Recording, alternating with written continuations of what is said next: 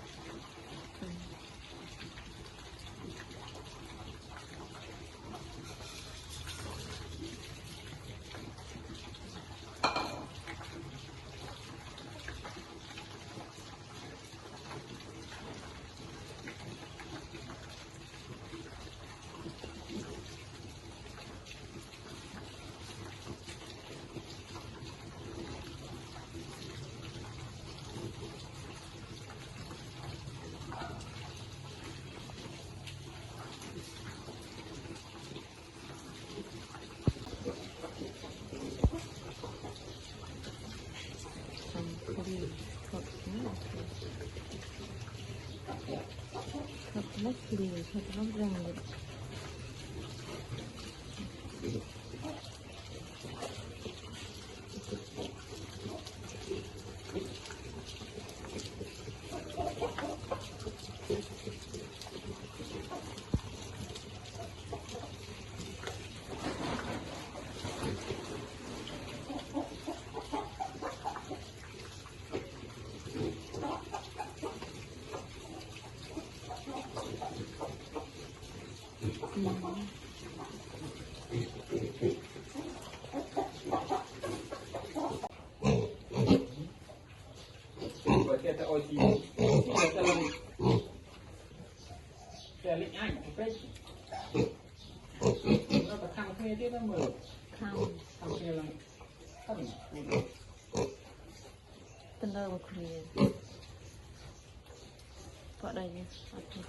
lâu thì mới thôm tích lâu thì đâm hả? Đi cái rồng bạc hết.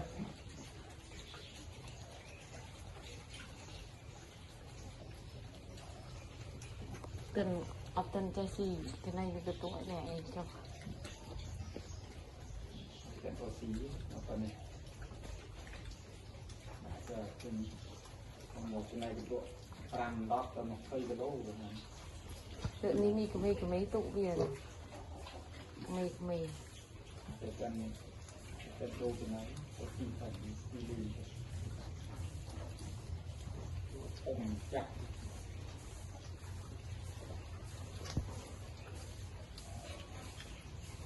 hoặc một cái đồng kia rồi rồi cái này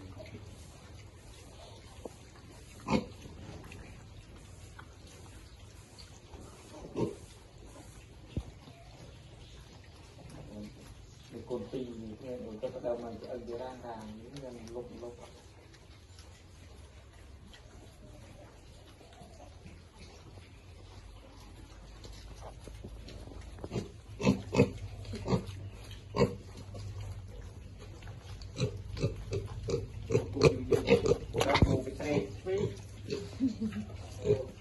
tre gì chỉ cướp nào được như này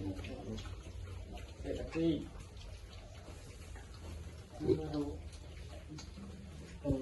vai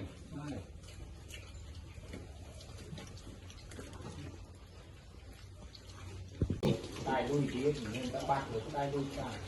cùng một cô của mình quen như vậy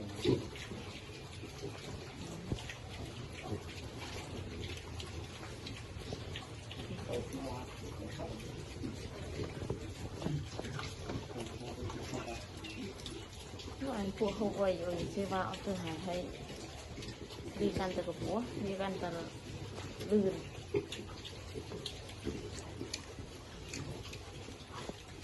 chị ở ห้องจานไม่ที่จานใช่ไหมเราใส่ได้คือมันเราดูโน้ nó khỏe á อันนี้เต้เหรอมันไปทำนั่นขั้น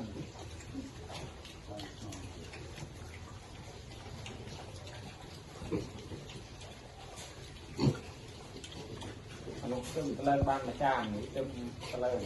เป็นมาที่ตะละจาน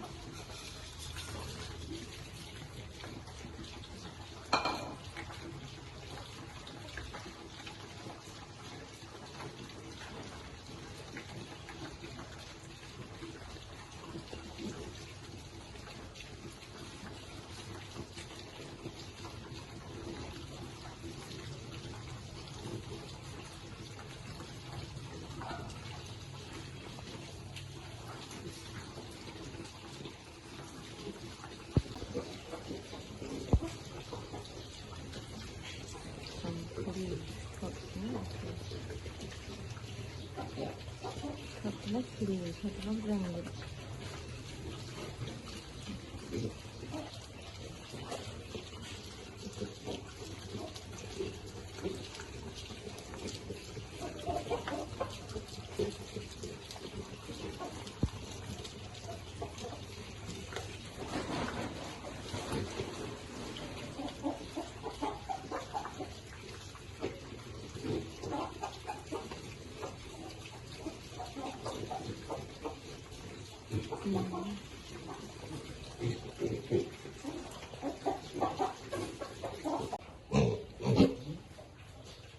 Rồi kia ta ôi gì ta lên ta lịch ảnh một cái nó có thằng kia thế nó mở Không, thằng kia là thằng tên đâu mà khuyên. Có đây nhé, tên đâu thì thùng tích, tên đâu thì đâm hả? học đi cái rồng bạc hết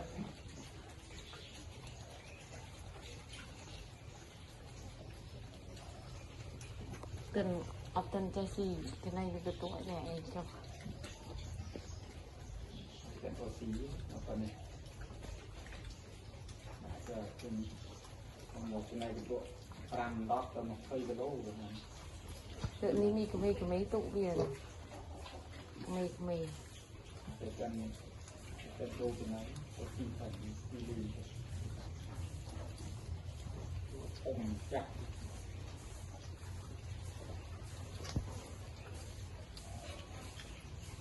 hoặc một cái rồng kia đi rồi rồi cái này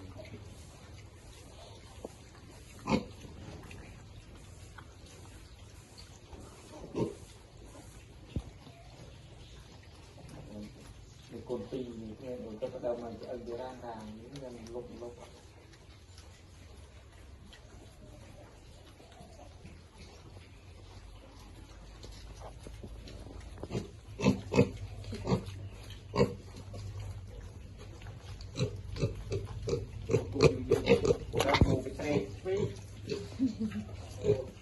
tre gì thì cướp nó được như này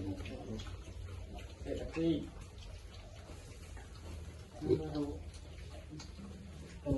vai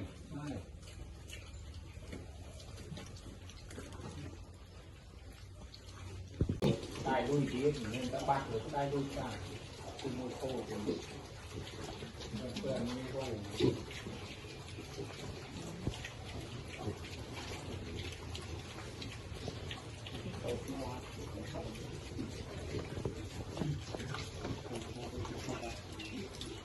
nó ăn cua không quay rồi chơi vào từ hải hay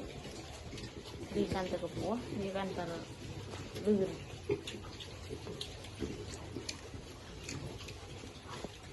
เสียอาหาร ห้องจานไม่ที่จานใช่ไหมเราใส่ได้คือมันใส่โน้ต nó khẽ á เนสเต้เหรอไป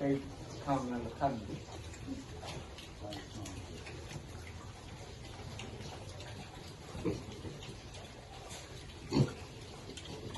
อันนู้นก็ตะเลบ้านละจานนี่จะตะเลเป็นมาที่ตะลักจาน